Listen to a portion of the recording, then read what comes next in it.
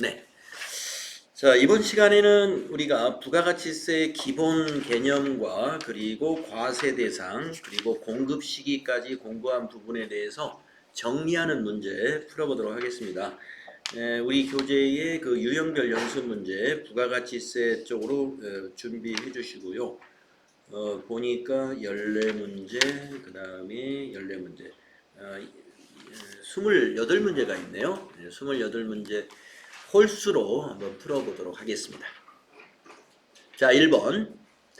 다음 중 부가가치세의 특징에 대한 설명으로 옳지 않은 것은? 자, 1번. 면세 대상을 제외한 모든 재화나 용역의 소비 행위에 대해서 과세하는 일반 소비세이다. 맞죠?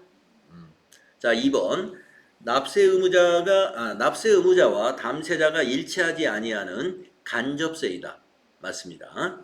3번. 납세 의무자의 인적 사항을 고려하지 않는 물세에 해당이 된다. 네, 고려하지 않는다고 그랬죠. 4번. 수출하는 상품에 대하여 생산지국 과세 원칙을 채택하고 있다. 아, 그렇죠. 네. 가운데 여기 생산지국이 아니고 소비지국 과세 원칙이라고 그랬잖아요. 그래서 4번이 옳지 않은 것이다. 다음에 3번으로 가볼게요. 다음 중 우리나라 부가가치세의 특징에 대한 설명으로 옳지 않은 것은? 1번. 국가를 과세의 주체로 한다. 이걸 국세라고 하는 것입니다. 국가가 과세를 한다 이런 의미예요. 지방자치단체가 과세하는 것은 지방세라고 그랬잖아요. 그래서 부가가치세는 국세입니다. 다음 2번. 납세 의무자와 담세자가 일치한다. 아니죠. 요게 틀렸습니다. 납세 의무자와 담세자가 불일치하는 그 간접세라고 그랬지 않습니까? 그래서 2번은 직접세를 얘기한 거예요. 2번이 옳지 않다. 3, 4번은 맞았는지 한번 볼까요? 매출세액에서 매입세액을 차감하여 납부세액을 계산한다. 네, 전단계 세액공제법. 그 다음에 4번 인적공제 제도가 없는 물세다. 네, 맞습니다. 5번 가보겠습니다. 다음 중 사업자 등록에 대한 설명으로 옳지 않은 것은? 사업자 등록에 대해서 우리 간단한 거 정리했잖아요. 1번. 신규로 사업을 개시한 자는 사업장마다 사업 개시일로부터 20일 이내에 사업자 등록 신청을 하는 것이 원칙이다. 맞죠? 세무서장은 사업자 등록 신청일로부터 7일 이내에 사업자 등록증을 발급해야 한다. 네, 2일 이내죠? 네, 옳지 않은 것은 2번이 되겠습니다. 3번을 보겠습니다. 상호 변경으로 등록 정정 신고를 한 경우 세무서장은 신고일 당일에 사업자 등록증을 재발급한다. 네, 상호 변경은 당일날 재발급이 되는 거죠. 4번. 신규로 사업을 개시하려는 자는 사업 개시일 전이라도 등록할 수 있다. 네, 사업 개시일 전이라도 사업자 등록이 가능합니다. 그래서 2번이 틀렸습니다. 세무서장은 2일 이내로 사업자 등록증을 발급하는 것이 원칙이다. 다만 조사할 것이 있으면 5일을 연장할 수 있다. 이렇게 되어 있습니다. 7번 문제 볼게요.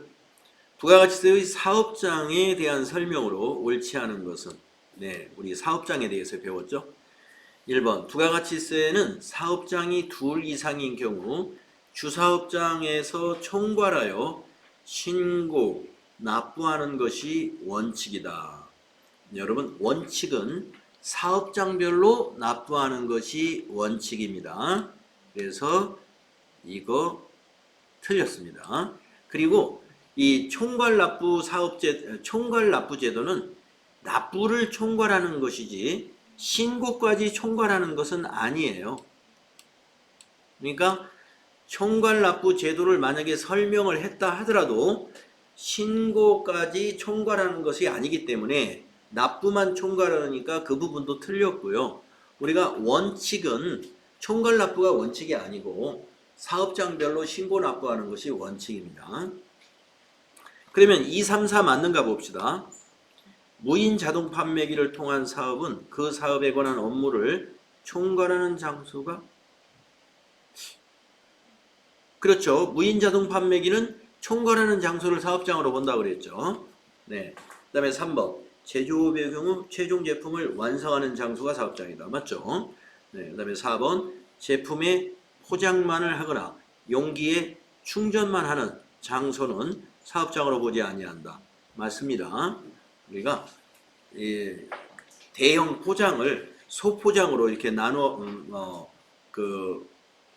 나누어서 포장하는 거 이런 것들은 물류센터에서도 할 수 있는 거거든요.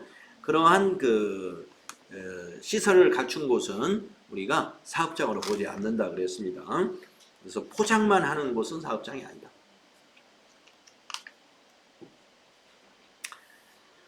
네, 1번이 틀렸고요. 그러면 9번으로 가보겠습니다. 다음 중 부가가치세법상의 납세 의무와 관련된 설명으로 옳지 않은 것은 1번 국가나 지방자치단체는 부가가치세의 납세 의무자가 될 수 없다. 될 수 있다고 그랬습니다. 국가나 지방자치단체 또는 비영리단체도 부가가치세법상의 납세 의무자가 될 수 있다. 예. 어느 경우에 돼요? 과세재화나 과세용역을 공급하는 경우에는 납세 의무가 있다. 하는 것이죠.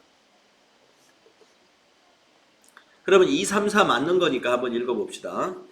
재화를 수입하는 자는 사업자 여부 및 수입 목적에 관계없이 부가가치세의 납세 의무가 있다.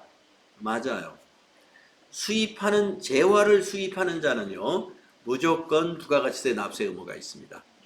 그것이 사업자이든 사업자가 아니든 수입 목적이 무엇이든 간에 수입하는 경우에 국내에서 소비할 거란 말이에요.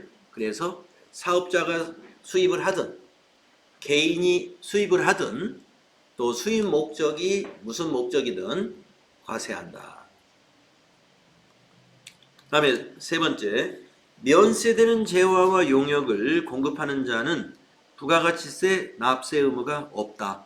네, 면세 사업자를 말하는데요. 부가가치세 납세 의무가 없습니다. 부가가치세법상에 아무런 의무가 없어요. 면세 사업자는. 다음에 4번을 보면은요. 사업자는 영리 의무를 불문하고 독립적으로 사업활동을 하는 자를 말한다. 예, 맞습니다. 부가가치세법상 사업자는 영리 목적이냐 아니냐는 불문이에요. 예, 독립적으로 계속적으로 재화나 용역을 공급하는 사람은 사업자로 보는 거예요. 그래서 4번 맞습니다. 다음은 11번으로 가보겠습니다. 다음 중 부가가치세법상 과세기간과 관련된 설명으로 옳지 않은 것은, 자, 우리가 그 과세기간에 대한 표가 앞에 본문에서 조금 잘못된 부분이 있어서 좀 고쳤는데요. 문제를 한번 풀면서 과세기간을 좀 이해하면 되겠습니다. 1번 과세기간이란 세법에 따라 국세의 과세표준 계산의 기초가 되는 기간이다. 네, 얼마를 과세해야 될지 그 과세표준이라는 것은 금액을 결정하는 거거든요. 과세할 금액. 그래서 그 과세할 금액을 기간을 정해야 될 거 아니겠어요? 그 기간을 정하는 게 바로 과세기간입니다. 다음에 2번 간이과세자는 1월 1일부터 6월 30일까지를 과세기간으로 한다. 자, 간이과세자의 과세기간 우리 하나였잖아요. 예, 하나니까 1월 1일부터 6월 30일이 아니고 12월 31일까지입니다. 근데 우리 그 교재에서 오류가 있어가지고 1월 1일부터 6월 30일이라고 잘못 기재된 거 있었어요. 2번이 옳지 않은 겁니다. 3, 4번 맞는지 한번 보세요. 일반 과세자는 제1기 애정신고기간은 1월 1일부터 3월 31일까지이다. 네, 일반 과세자의 법인 사업자가 1월 1일부터 3월 31일입니다. 근데 일반 과세자 중에서 법인 중에서도 그 애정 신고를 하지 않아도 되는 법인도 예외가 좀 있어요. 그래서 여기서 그냥 일반 과세자라고 해도 맞는 겁니다. 네. 법인이 다 해당되는 건 아니니까. 다음에 4번. 사업자가 폐업하는 경우 과세기간은 해당 과세기간의 개시일부터 폐업일까지이다. 그렇습니다. 폐업한 자는 과세기간의 개시일부터 폐업한 날까지를 과세기간으로 봐야 돼요. 4번 맞습니다. 그래서 2번 잘못됐다. 자, 과세기간 문제니까 12번도 풀겠습니다. 다음 중 부가가치세법상 과세기간에 대한 설명으로 옳지 않은 것은 이랬어요. 일반 과세자의 제1기 과세기간은 1월 1일부터 6월 30일까지이다. 그렇죠? 일반 과세자 1기와 2기로 나누어집니다. 1기는 1월부터 6월, 2기는 7월부터 12월입니다. 다음에 2번. 신규 사업자의 과세기간은 사업 개시일부터 그날이 속하는 과세기간의 종료일까지. 네, 맞죠. 다음 3번. 폐업자의 과세기간은 해당 과세기간 개시일부터 폐업한 날까지. 맞아요. 폐업자는 과세기간의 개시일부터 폐업일까지를 과세기간으로 봅니다. 그럼 4번이요. 제조업의 최초 과세기간은 제조된 재화의 판매를 개시한 날부터 그날이 속하는 과세기간의 종료일까지이다. 시작이 틀렸네요. 우리가 제조업의 과세기간은요, 판매된 시점부터 과세가 아니고 제조활동을 시작하면 그때부터가 과세기간이에요. 사업을 시작할 때부터. 그래서 제품을 만들어서 판매할 때부터 우리가 과세기간으로 보는 게 아니고, 제조업의 최초 과세기간은 그 사업을 시작한 날이 속하는 과세기간부터 과세기간이 종료된 날까지입니다. 판매를 개시한 날. 이거 잘못된 거죠? 4번이 틀렸다. 그러니까 제조업은 판매한 날을 사업을 개시한 날로 보지 않아요. 사업을 개시한 날은 우리가 사업을 시작하는 날, 우리가 그 개업연월일이라고 있습니다. 개업연월일을 판매한 날을 개업연월일로 보지 않습니다. 사업을 시작한 날이다. 그 다음에 13번 문제 보겠습니다. 다음 중 부가가치세 신고에 관한 설명으로 옳은 것은 이랬어요. 1번 폐업한 경우 폐업이 속하는 날의 다음 달 말일까지 신고해야 한다. 자, 우리가 신고는 지금 표에 정리가 안 됐었는데요. 네, 신고는 표에 정리가 안 됐었는데 정리를 한번 해보겠습니다. 이 13번 문제를 위해서.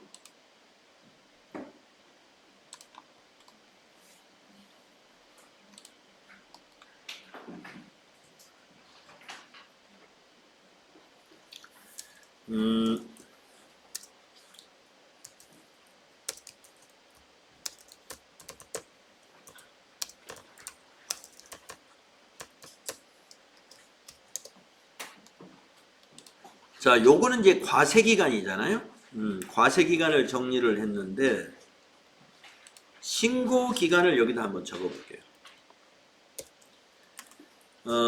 여러분들 그 과세기간 옆에다가 적어주시는 게 좋을 것 같은데요. 과세기간 옆에 애정신고 여러분이 메모한 자리 옆에다가 1기 애정이 1월부터 3월이지 않습니까? 1월부터 3월이면은요, 신고는 다음 달 25일이니까요, 4월 25일.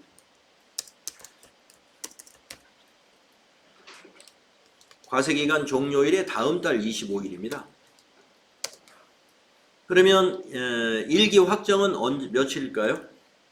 예, 7월 25일까지. 과세기간 종료일 다음 달 25일이에요. 자, 그러면 2기 예정은요? 9월이 과세기간 종료일이니까 10월 25일까지 신고하고 납부한다는 겁니다.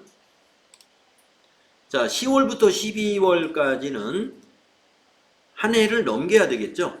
다음에 1월 25일까지 신고 납부한다. 실제로 세금 납부하는 날을 말하는 거예요. 자, 여러분 폐업한 경우에 공급 시기가 언제였냐면은 자, 폐업한 경우에 공급 시기는 폐업한 날이었죠. 그러니까 폐업한 날에 다음 달 25일 신고 납부한다. 과세기간에 보시면은 여러분 폐업한 경우라는 과세기간이 있을 거예요. 폐업한 날을 공급 시기로 본다라고 하는 거. 폐업한 사업자의 과세기간은 과세기간의 시작일부터 폐업한 날까지를 과세기간으로 본다. 그러면 세금 납부는 언제 하느냐? 폐업한 날에 다음 달 25일까지 신고 납부한다. 네, 그래서 과세기간 종료일 다음 달 25일까지 신고 납부한다. 요거 기억하시면 요 13번 문제 우리가 풀 수 있을 것 같은데요. 문제로 가보겠습니다.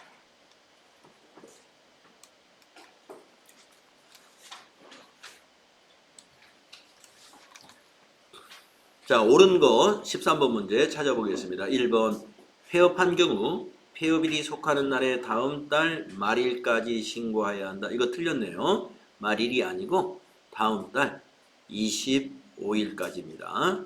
그래서 1번은 틀렸고, 다음 2번 보겠습니다. 확정신고를 하는 경우 예정신고 시 신고한 과세표준도 포함하여 신고해야 한다. 자, 한번 잘 생각해 보세요. 확정신고 7월 25일 날 신고를 할 때 4월 달에 신고한 것도 또 신고를 해야 될까요? 그러면 세금을 2번 내는 결과가 되겠죠? 그럴 리가 없겠습니다. 그래서 확정신고하는 경우 예정신고 시 신고한 과세표준은 빼고 신고하는 거예요.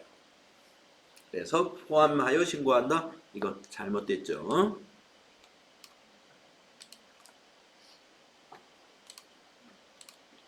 다음은 3번 보겠습니다. 신고기한까지 과세표준 및 세액을 신고하지 않는 경우 과소신고 가산세가 부과된다. 네, 신고하지 않으면은요 과소신고한 게 아니죠. 네, 무신고가 됩니다. 무신고.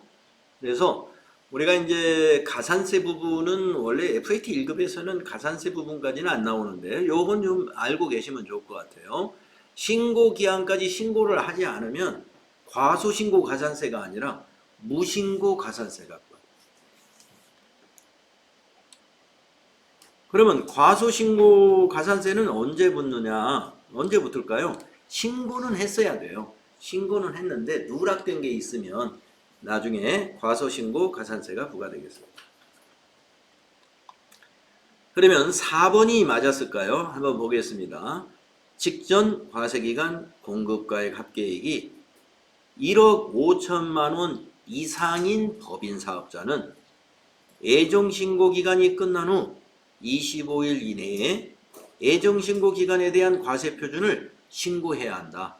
네, 여기 예정신고가 1기 예정이 1월부터 3월, 2기 예정이 7월부터 9월인데요. 다음 달 25일까지 해야 되잖아요. 네, 그런데 어떤 사업자가 해당이 되느냐? 네, 직전 과세기간이 공급가액 합계액이 1억 5천만 원 이상인 법인사업자인 일반 과세자가 해당이 됩니다.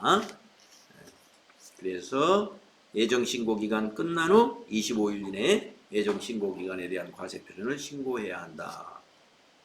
4번은 맞았죠? 그래서 옳은 것은 4번 되겠습니다.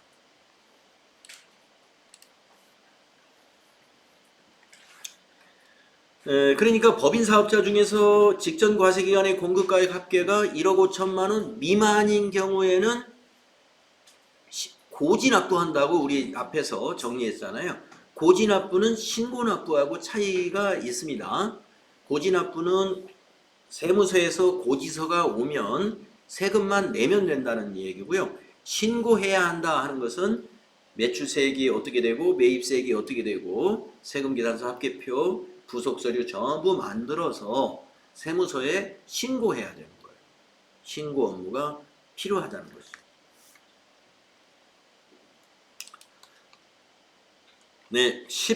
네, 이렇게 해서 이제 정리를 한번 해봤고, 이번에는 이제 과세 대상으로 넘어가서 1번 문제 보겠습니다. 부가가치세 과세 대상이 되는 용역의 공급에 해당하는 것은 이랬습니다.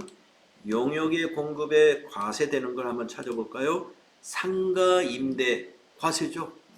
네. 그러면 건설 용역의 무상공급, 용역의 무상공급은 공급으로 안 봅니다 라는 거 기억하셔야 돼요. 3번 고용관계에 의한 근로의 제공, 이것은 우리가 용역의 제공이 아니기 때문에 부가가치세가 과세되지 않습니다. 근로자에게 근로소득세가 과세되는 것이지 이거는 부가가치세 과세 대상이 되는 게 아니죠. 네 번째, 용역의 수입. 용역의 수입에 대해서는 부가가치세 없어요. 우리가 앞에서 과세 수입에 대해서 정리를 했는데 용역의 수입은 과세가 아니라는 걸 요걸 빼먹은 것 같네요. 네, 용역의 수입에 대해서는 부가가치세가 없습니다. 수입하는 경우에는 재화의 수입에 대해서만 부가가치세가 과세돼요. 네, 용역의 수입에 대해서는 부가가치세가 과세가 없습니다. 네, 그래서 1번이 답입니다. 그래서 용역의 경우에 수입에서도 과세가 안 되죠. 무상공급에 대해서도 과세가 안 됩니다. 요거 두 가지 챙겨 놓으시고. 다음에 3번 가보겠습니다. 다음 중 부가가치세 과세 대상은 어느 것이냐? 국세징수법에 따른 공매에 따라 재화를 인도하거나 양도하는 것이다. 네. 자, 국세징수법이라는 것은요, 세금을 안 내가지고 우리 재화가 공매가 일어났어요. 정부에서 강제로 매매를 한 경우입니다. 부가가치세 과세하지 않아요. 다음에 2번, 도시 및 주거환경정비법에 따른 수용 절차에서 수용 대상 재화의 소유자가 수용된 재화에 대한 대가를 받았다. 네, 도시 및 주거환경정비법에 의해 가지고 우리 회사 건물이 이게 도로변에 있었는데 도로를 확장하면서 국가나 지방자치단체에서 우리 건물을 강제로 매입하게 되는 거예요. 물론 동의를 얻어야 되겠지만 그래서 강제로 매입하면서 우리가 건물 대금을 받았다 이거예요. 그러면 우리가 이걸 부가세를 내야 되느냐? 과세하지 않습니다. 이것도. 왜냐하면 법률에 의해서 하는 거예요. 도시 및 주거환경정비법에 의해서. 아까 1번은 뭐예요? 국세징수법. 두 번째는 도시 및 주거환경정비법에 따라서 도시를 재개발했다는 거죠. 다음에 3번, 교환계약에 따라 재화를 인도하거나 양도하는 거. 이거 교환거래는 일반적인 거래예요. 과세가 되는 거래예요. 교환거래. 우리가 일반적인 거래에서 우리 교환거래 있다는 거 우리가 확인했거든요. 그래서 과세 대상은 어느 것이냐? 3번 되겠습니다. 답이 3번. 그러면 4번은 과세가 아닌가 볼까요? 건설 용역의 무상공급. 아까 어떤 문제에서 나왔습니다만은 용역의 무상공급은 과세가 아니기 때문에 과세 4번은 아닙니다. 그래서 3번입니다. 자, 5번도 풀어보겠습니다. 다음 중 부가가치세 과세가 아닌 것은 1번 사업자가 건물을 현물 출자하는 경우. 네, 이건 과세예요. 현물 출자라는 것은 뭐냐면 건물을 기업에 출자한 겁니다. 그건 판매로 봐야 돼요. 그래서 출자한 사람이 부가가치세를 납부해야 됩니다. 다음 2번 사업자가 사용인에게 작업복을 무상으로 제공했어요. 네, 이것은 우리가 개인적 공급으로 안 보는 것에 해당이 되죠. 과세가 아닙니다. 그러면 답이 2번이겠네요. 사업자가 사용인에게 작업복을 무상으로 줬다. 이건 개인적 공급이 아니라고 그랬죠. 과세가 아닙니다. 그러면 3번을 볼까요? 사업자가 교환 계획에 따라 기계 장치를 인도하는 경우, 예, 교환 거래 과세입니다. 다음 4번 사업자가 전자제품을 개인적으로 사용하는 경우, 이게 바로 개인적 공급이죠. 과세가 됩니다. 다음에 7번으로 가보겠습니다. 다음 중 부가가치세 과세 거래에 해당하는 것을 모두 고르면 두 개가 있는 모양이에요. 자, 가번 세금을 사업용 자산으로 물납하는 경우, 이걸 조세 물납이라고 하는데요. 과세가 아니라고 그랬죠.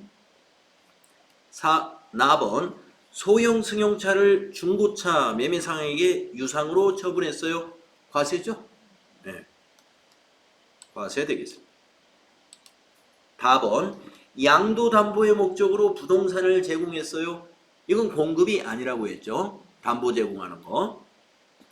라번 상표권을 유상으로 양도했어요. 네, 상표권 무형자산이잖아요. 양도했어요. 네, 재화의 공급이라고 그랬죠. 이거 과세합니다. 네, 그래서 나와 라니까요. 3번이 답이 되겠습니다. 다음은 9번으로 가보겠습니다. 다음은 부가가치세법상 재화 또는 용역의 공급 시기이다. 옳지 않은 것은 공급 시기에 대한 설명입니다. 현금 외상 판매의 경우 재화가 인도되는데 맞죠? 장기 할부 판매의 경우 대가의 각 부분을 받기로 한다. 이게 잘 나오죠. 네, 맞아요. 완성도 기준 지급 조건부 용역의 경우 이거 장기 할부 판매하고 같아요.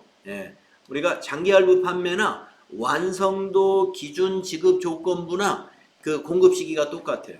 근데 여기는 용역의 제공이 완료되는 때라고 그랬어요. 그러지 않습니다. 용역의 제공이 완료되는 때라면 굳이 완성도 기준 지급이라고 했겠어요.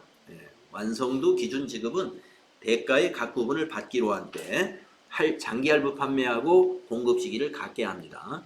그래서 3번 옳지 않습니다. 내국 물품을 수출하는 경우 수출재화 선적일 기억나죠? 선적일, 기적일이 수출재화의 공급 시기예요. 다음에 11번 가보겠습니다. 다음 중 부가가치세법상 공급 시기가 바르게 연결되지 않은 것은 틀린 거 찾아봅시다. 장기할부 판매 이렇게 잘 나오죠. 대가의 각 부분을 받기로 한 때. 간주임대료 이건 예정신고기간 종료일 또는 과세기간의 종료일이 공급시기다. 네, 간주임대료라는 것은요 아직 우리 배우진 않았어요. 네, 임대료로 간주해서 과세하는 것인데요. 이건 과세기간 종료일이 맞습니다. 다음에 완성도 기준 지급 조건부 용역 이거 공급시기 우리 알죠? 완성도 기준 영무의 제공이 완료되는 때 아니잖아요. 네, 장기할부 판매하고 같지 않습니까? 그래서 대가의 각 부분을 받기로 한 때입니다. 그래서 옳지 않은 거 3번이에요. 무인 판매기 4번 나왔죠? 현금 꺼내는 때 4번 맞았죠. 자, 13번까지 풀고 마무리하겠습니다. 다음 중 부가가치세법상 재화의 공급 시기에 대해 잘못 설명하고 있는 사람 누구냐 하는 거죠. 공급 시기. 자, 이 세금 현금 판매의 경우 재화가 인도되거나 이용 가능하게 되는 때야. 맞는 거죠. 그 다음에 김공인, 반환 조건부의 경우 그 조건이 성취되어 판매가 확정되는 때야. 맞아요. 자, 홍재무, 폐업 시 잔존재화의 경우 폐업 신고서 접수일이야. 아니에요. 그런 것 같지만 신고서 접수하고 관계없이 폐업일입니다. 예, 신고서를 접수할 때 폐업일은 그보다 더 앞날이 폐업일일 수가 있는 거예요. 그래서 신고서 접수일이 아니고 폐업 시 잔존재화는 간단해요. 폐업일이다. 폐업일. 그래서 홍재무가 잘못한 거고, 그럼 박회계 맞았는지 보세요. 무인 판매기에 의한 공급인 경우 무인 판매기에서 현금을 인출하는데, 꺼내는데 맞았죠. 그래서 이렇게 됩니다. 자, 어떻습니까? 우리가 이제 부가가치세 이론, 이게 사실 법률이기 때문에 그래도 이제 교과서에서 법조문처럼 이렇게 넣어놓지는 않았잖아요. 그래서 이 부분에 대해서는 요거 정리해 놔야 시험 문제를 맞출 수 있다. 이런 식으로 그 수험서기 때문에 우리가 공부하기 편하게 정리가 되어 있습니다. 그래서 여기까지 이제 부가가치세 이론이 절반이 끝났다고 여러분 보시면 되고요. 다음에 영세율과 면세 공부하고 나서 또 정리를 또 한 번 더 하시면 되겠습니다. 수고했습니다.